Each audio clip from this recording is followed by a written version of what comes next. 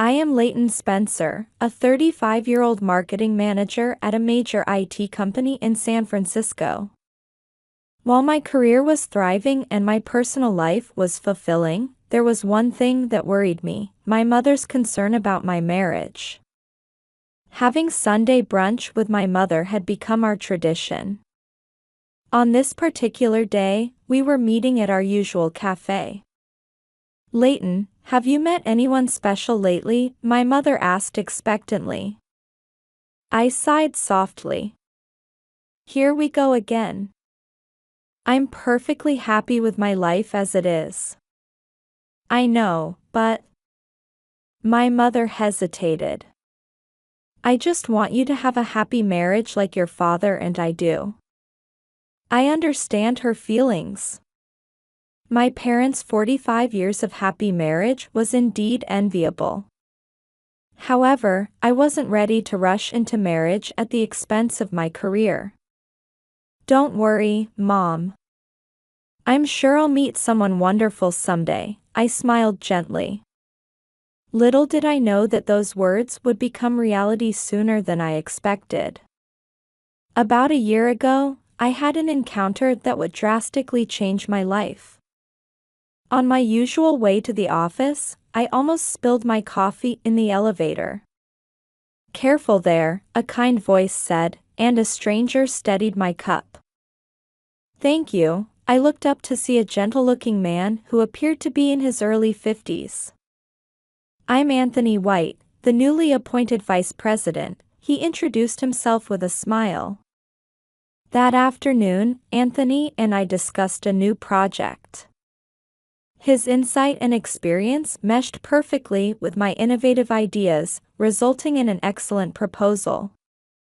From then on, Anthony and I frequently crossed paths at work. He was always gentlemanly and respected my opinions. I gradually found myself drawn to his presence. 6 months after meeting Anthony, he invited me to an upscale restaurant one evening. Under the soft candlelight, Anthony quietly began to speak. "Leighton, since meeting you, my life has become brighter," Anthony said with a serious gaze. "Will you marry me?" I caught my breath at his words.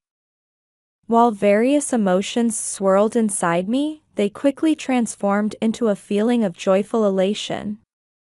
"Yes, I'd love to," I answered, fighting back tears. That night, I called my mother, still bubbling with excitement. "Mom, I'm engaged." My mother's delighted voice rang through the phone. "Oh, that's wonderful. What's he like?" "You'll love him. He's gentlemanly and kind." I told my mother about Anthony, basking in happiness. Later, when my mother met Anthony, she seemed to take to him immediately. "He's a wonderful man. He seems like he'll make you very happy." She blessed our marriage wholeheartedly. The wedding preparations progressed smoothly, and 6 months flew by. Then, finally, our wedding day arrived. I was busy from early morning with hair, makeup, and getting into my dress. Standing before the mirror, looking at myself in the pure white wedding gown, my heart raced with excitement. "Leighton, you look absolutely beautiful." My mother came into the room and embraced me with tears in her eyes. "Mom, I'm so happy," I felt my own eyes welling up. "Anthony is a good man. He'll cherish you," my mother smiled gently. Taking a deep breath, I headed to the church. My father was waiting for me at the grand doors. "Ready, sweetheart?" my father asked kindly. I nodded and placed my hand on his arm. The doors opened, and the sound of the pipe organ filled the air. As I began walking down the aisle, I could feel the warm gazes of the guests on both sides. Then I saw Anthony standing at the altar. I stood facing Anthony before the priest. As the priest quietly began the ceremony, we were about to exchange our vows. Now, for the exchange of vows. The priest's voice echoed through the church. Anthony took my hand and smiled gently at me. In that moment, I was certain. With this man, I could overcome any difficulty. We could build a happy home together. But just as Anthony began to speak his vows, I, Anthony White, take Leighton Spencer to be my wife. Suddenly, the priest cleared his throat. A moment of silence fell, and while I wondered about this, I tried to focus on Anthony's words. However, at that moment, the priest leaned closer to me. Stop this wedding. The priest's whisper hit me like a thunderbolt. What? I almost let out a voice, quickly covering my mouth. The priest's expression was dead serious. This was no joke. When you learn your husband's secret, you'll regret it. The priest's words cast a cold shadow over my heart. What was he saying? Anthony's secret? I felt my mind going blank with confusion. Though shaken by the priest's words, I quickly tried to maintain my composure, feeling the eyes of everyone around me. Leighton? Are you all right? I heard Anthony's voice. Yes, I'm fine. I tried to smile, but my facial muscles wouldn't cooperate. When embarking on this journey, remember, to thine own self be true. The priest's words rang out like a Shakespearean warning. Be true to yourself. But right now, I didn't know what was right. My mind was in chaos, but I couldn't interrupt the ceremony with so many people watching. Taking a deep breath, I made my decision. I had to continue the ceremony now. I, Leighton Spencer. As I spoke the vows with a trembling voice, my heart was in turmoil. Was this the right choice, or? The answer wasn't yet clear. Somehow making it through the ceremony, I walked down the aisle with Anthony amid applause of blessing. Though I tried to maintain a smile, anxiety swirled in my chest. Before heading to the reception, I felt I needed a moment to collect myself. I need to rest in the preparation room for a bit, I told Anthony and headed there alone. As I walked down the hallway, the priest suddenly appeared. Leighton, go to the preparation room. Everything is there. Feeling the urgency in the priest's tone, I found myself nodding unconsciously. I hesitated for a moment at the door of the preparation room, but knowing I needed to learn the truth, I opened it.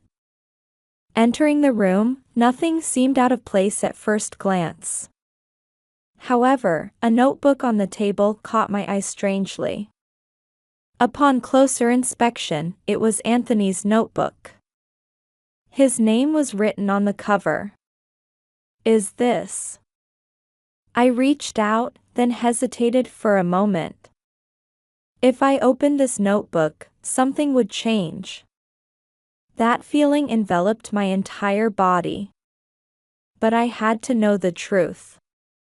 I steeled my resolve and picked up the notebook with trembling hands. Taking a deep breath, I slowly opened the notebook. And at that moment, what met my eyes was an unbelievable series of words. I have 3 wives and 7 children. The moment I read that line, my hands shook, and I almost dropped the notebook. My breath caught, and my mind went blank. Is this a joke? Or maybe a draft for a novel? I desperately tried to rationalize it, but the next sentence shattered that hope. After marrying the new wife and taking her assets, eliminate her immediately. Those words sent a chill through my entire body. Anthony, my husband, he No, this isn't true. It's a lie. I muttered to myself, but with each page I turned, more cruel realities were revealed. Detailed plans. Profiles of women to target. Steps for transferring assets after marriage. And methods of a disposal. Tears filled my eyes, blurring my vision. Still, I desperately continued turning the pages. There was writing about me too. Leighton Spencer, IT company executive. Estimated assets, $5 million.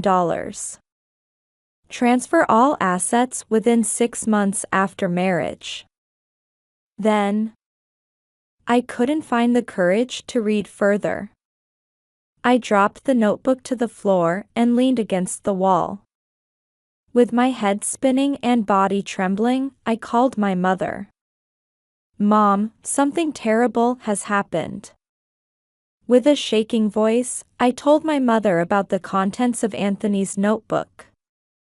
I heard my mother take a deep sigh on the other end of the phone. Then came unexpected words. "Leighton, listen calmly. Actually, when I was young, I almost fell for a similar man." "What? You did, Mom?" "Yes. But I realized it at the very last moment. Thanks to that, I met your father." My mother's voice mixed sadness and strength.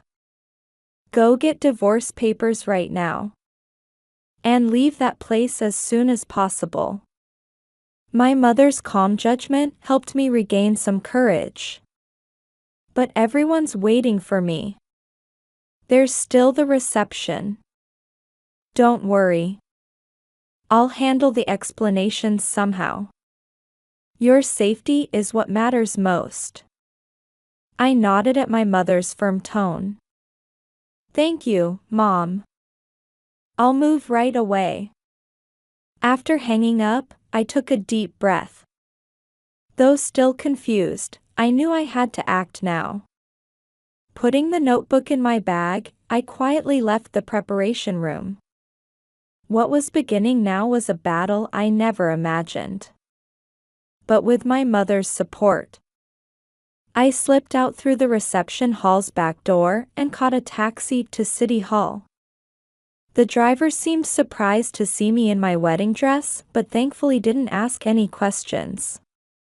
When I held the divorce papers at City Hall, the weight of reality hit me. However, remembering the words written in Anthony's notebook, I began filling them out without hesitation. After submitting the divorce papers, while considering my next move, my mother contacted me about introducing me to a lawyer. I immediately headed to the specified office. At the office, I was greeted by Eleanor Ford, a lawyer in her 50s. When I explained the situation, she listened with a serious expression. "First, let's proceed with the divorce. Then we'll start gathering evidence to prove Anthony's crimes," Eleanor said quietly. "Evidence?" "Yes. The notebook is important, but it might not be enough on its own. We'll need Anthony's past actions, money trails, testimonies from other victims, everything." At those words, I felt slightly faint. However, Eleanor's words, "You're not alone," gave me a bit of courage.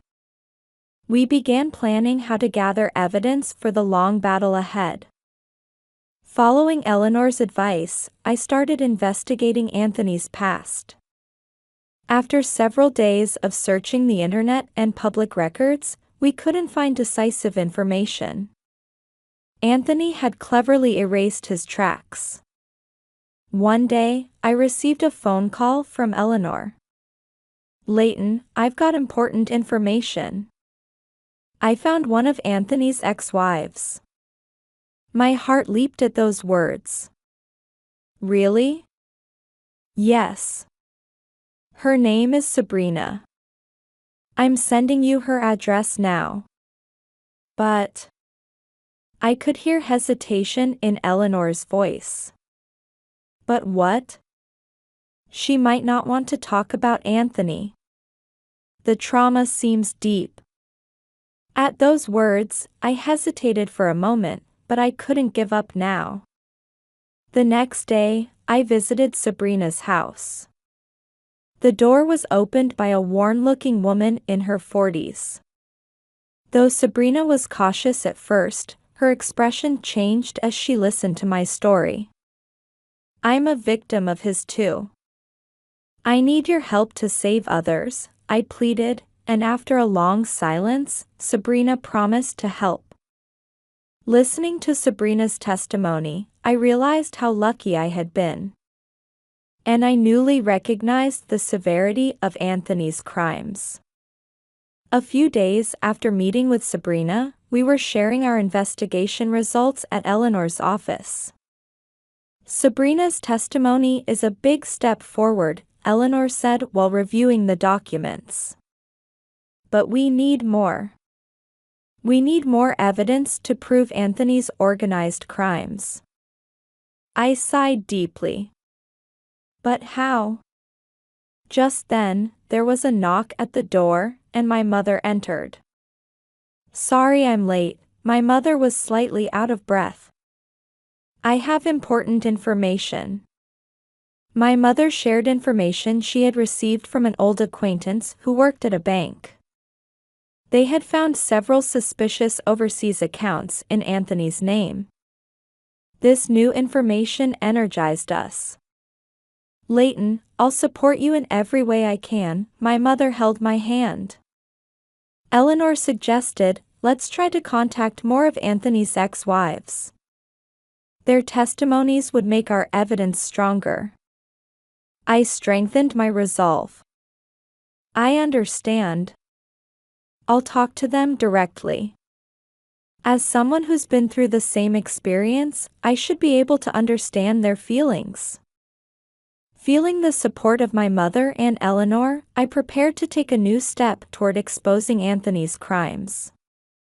When Eleanor judged we had gathered sufficient evidence, she suggested contacting the police. Nervously, we headed to the police station. We were assigned to Detective Robert Chen, a man in his mid-50s. In Detective Chen's office, we presented the evidence we had gathered. Copies of Anthony's notebook, records of overseas accounts, and victims' testimonies. Detective Chen silently reviewed the materials. His expression revealed nothing. Did you hear the victims' testimonies directly? He asked sharply. Yes, I did. That was dangerous, he frowned. If the suspect had noticed, your life could have been in danger. I felt my spine freeze at those words.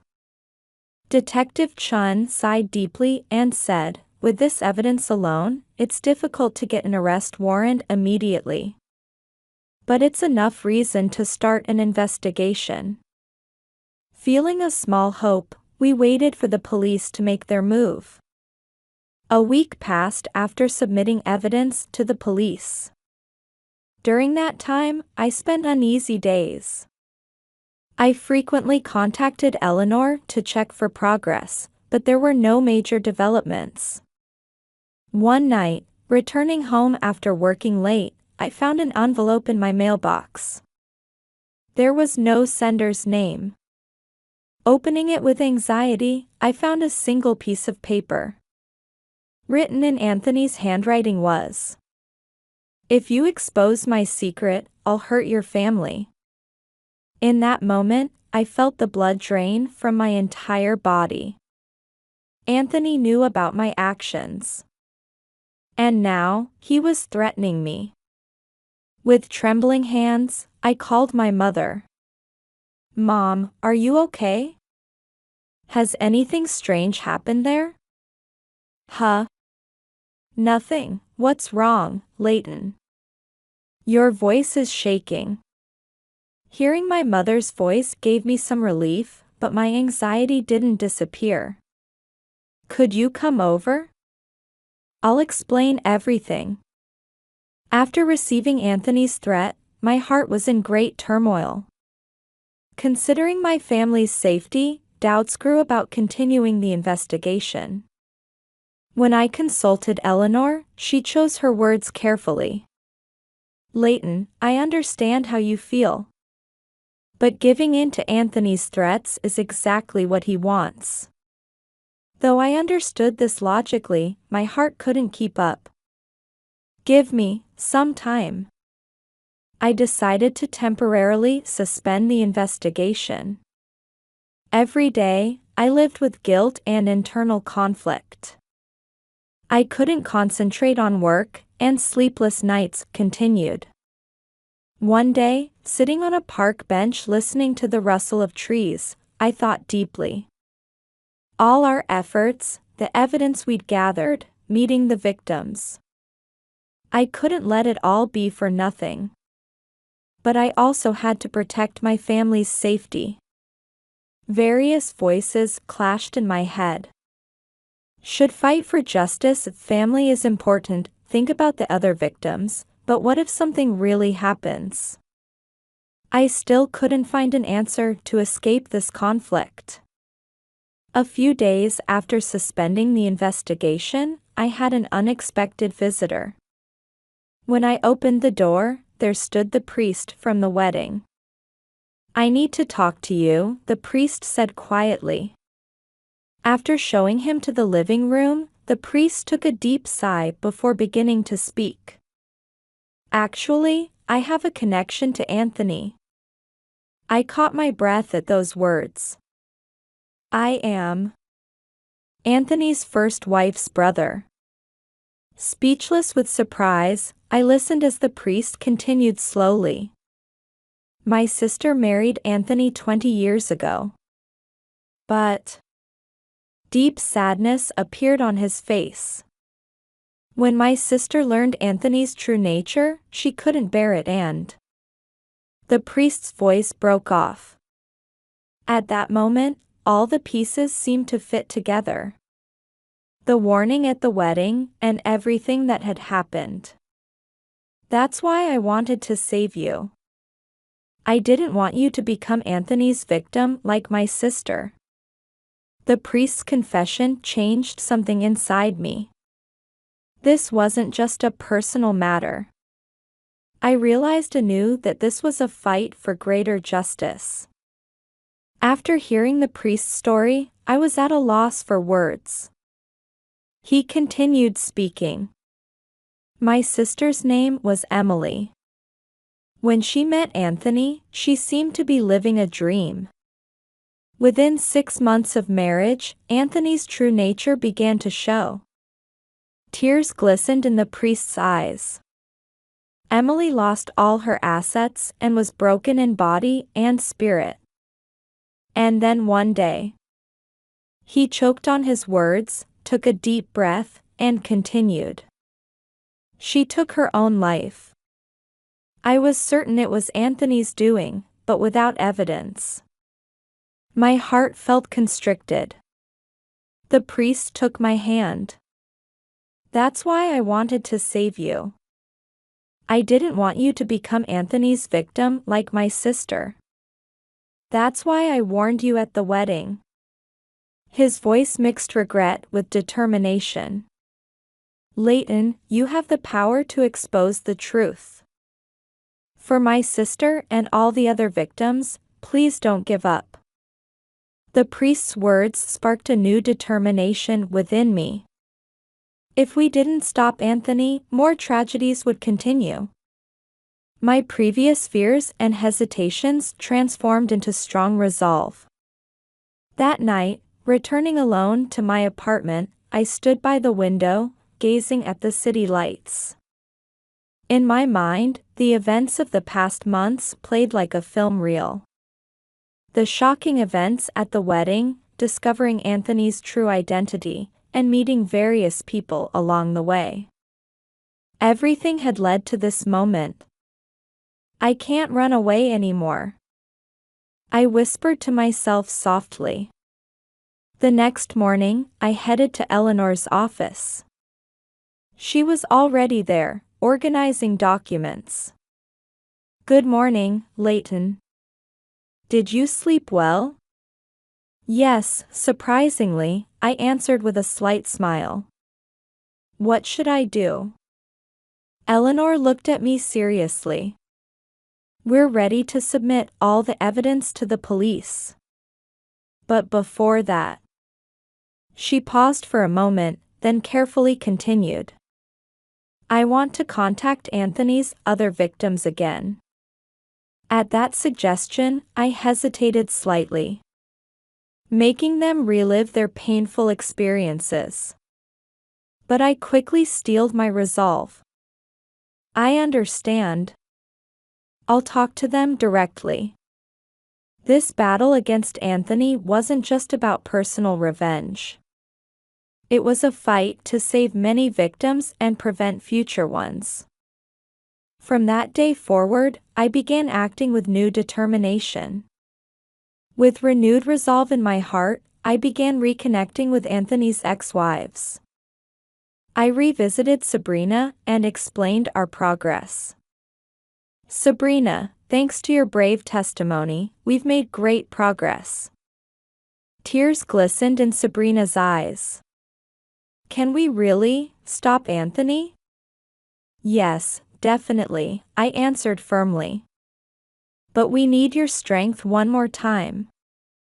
Sabrina exhaled deeply and nodded, as if making up her mind. Next, I contacted another ex-wife Eleanor had found. Though initially cautious, she understood our sincerity. "I'll help too," her voice carried determination. Meanwhile, we also advanced our cooperation with the police. We submitted new evidence and testimonies to Detective Chan, urging the investigation forward. "With all this, we might be able to get a warrant," Detective Chen muttered while reviewing the documents. As we gathered evidence, the details of Anthony's financial transactions and past crime patterns became clearer. Each piece came together, revealing the full picture of Anthony's crimes. Though it was constantly tense, I felt fulfilled fighting for justice. We were giving it our all to stop Anthony and help all his victims. Finally, that day came. Anthony was arrested, and the trial began. Entering the courtroom, I saw Anthony there. When our eyes met, my heart jumped. Anthony's expression was hard, with flames of hatred burning in his eyes. The trial began, and after the prosecution's opening statement, it was my turn to testify. Standing at the witness stand, I felt the entire courtroom watching me. My throat was dry, and my hands were shaking. But I couldn't falter now. "My name is Leighton Spencer." My voice seemed to come from far away. "I will tell you about my encounter with Anthony White and how I discovered his true nature." Taking a deep breath, I began speaking. Our first meeting, his proposal, and the shocking events of the wedding day. As I continued, my voice grew stronger. The details of Anthony's crimes, meeting other victims, and the days spent pursuing the truth. "Anthony White is not just a con man," I said, looking around the courtroom. "He is a criminal who has destroyed many women's lives and torn families apart." Looking at Anthony, I could see him gritting his teeth. "I intend to be his last victim," I declared strongly. "So that no one else becomes his victim." When I returned to my seat after testifying, Eleanor gave me a small nod. Pride shone in her eyes. The trial lasted several weeks. As evidence was presented and victims' testimonies accumulated, the full extent of Anthony's crimes became clear. The atmosphere in the courtroom grew heavy, and gasps of shock and anger often escaped from the gallery. On the final day, As the verdict was about to be delivered, I held my breath listening to the judge's words. The defendant, Anthony White, is found guilty of fraud, extortion, and all related charges. At that moment, a murmur swept through the courtroom. Tears welled up in my eyes involuntarily. 20 years imprisonment. When the judge's voice rang out, I felt something crumble inside me. The anxiety and fear that had weighed heavily on me for so long seemed to be released all at once. Watching Anthony being led away, conflicting emotions battled in my chest. Relief, sadness, and a slight pity. This marked the end of our long battle. Several weeks after the trial ended, my life was gradually regaining stability. As I returned to work and found my daily rhythm again, I sometimes remembered those turbulent days. One afternoon, I was meeting Sabrina at a cafe. We had kept in touch after the trial, supporting each other's recovery. Leighton. Sabrina approached with a smile. Seeing her brighter expression than before gave me relief. You look well, Sabrina, I smiled back. After ordering coffee and chatting for a while, Sabrina's expression turned serious. You know, Leighton, thanks to you, I've been able to start a new life. Those words made me feel slightly uncomfortable. Sabrina, that's your own strength. Sabrina shook her head. No, because you had the courage to stand up, we could speak up too. Seeing tears shine in her eyes, I felt my own chest tighten.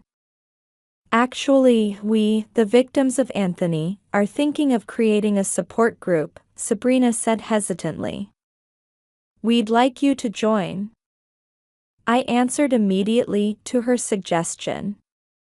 I'd love to join. Sabrina's face brightened. Really? Thank you. At that moment, I felt like I had found a new mission. The pain of the past could be transformed into strength for others.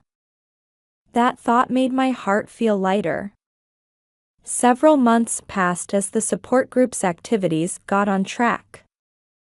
The weekly meetings had become precious time for me. Speaking with women who shared similar experiences and watching each other's growth, I could feel myself healing little by little. One day, I received a call from my mother. Leighton, would you come home this Sunday? There was something special in my mother's voice. On Sunday, I visited my family home after a long while. Entering the living room, my mother welcomed me with a warm smile. Sit down, my mother pointed to the sofa. I'll make some coffee. When my mother returned from the kitchen, I noticed her expression was slightly tense. Leighton, my mother took a deep breath before speaking. I heard about your recent activities. I stiffened slightly. I had been hesitant to tell my mother about the support group. I'm sorry, Mom. I should have told you. My mother shook her head. No, don't apologize. Rather, I'm proud of you. Surprised by those words, I looked up. Tears glistened in my mother's eyes. You're my pride and joy, my mother's voice trembled with emotion. After such a painful experience, you still stood up and tried to help others. I'm moved by your strength and kindness. My mother's sudden words brought tears to my eyes. My mother embraced me. In that warmth, I felt something I had been carrying for a long time quietly being released. A year has passed since then. The support group's activities continue steadily, and our existence is gradually being recognized by society. One day, we received a request from the local community center to give a lecture. They wanted us to talk about fraud prevention and victim care. On the day of the lecture, standing nervously on the podium, I looked over the faces gathered in the venue. People of various ages were watching me with serious expressions. Taking a deep breath, I began speaking. Hello everyone. My name is Leighton Spencer. As I began sharing my experience, my voice trembled at first but gradually steadied. Con artists prey on our vulnerabilities. Loneliness, anxiety, the desire to be loved. I could see people nodding in the audience. But remember, you are not alone. As I continued speaking, I felt a new strength growing within me. The insight gained through this experience, the ability to read people's hearts, and above all, the eye to discern truth. The power to discern truth exists within each of us. What's important is listening to that voice and connecting with and supporting those around us. After the lecture, many people came forward with questions and comments. Some were tearful, and I realized my words had touched their hearts.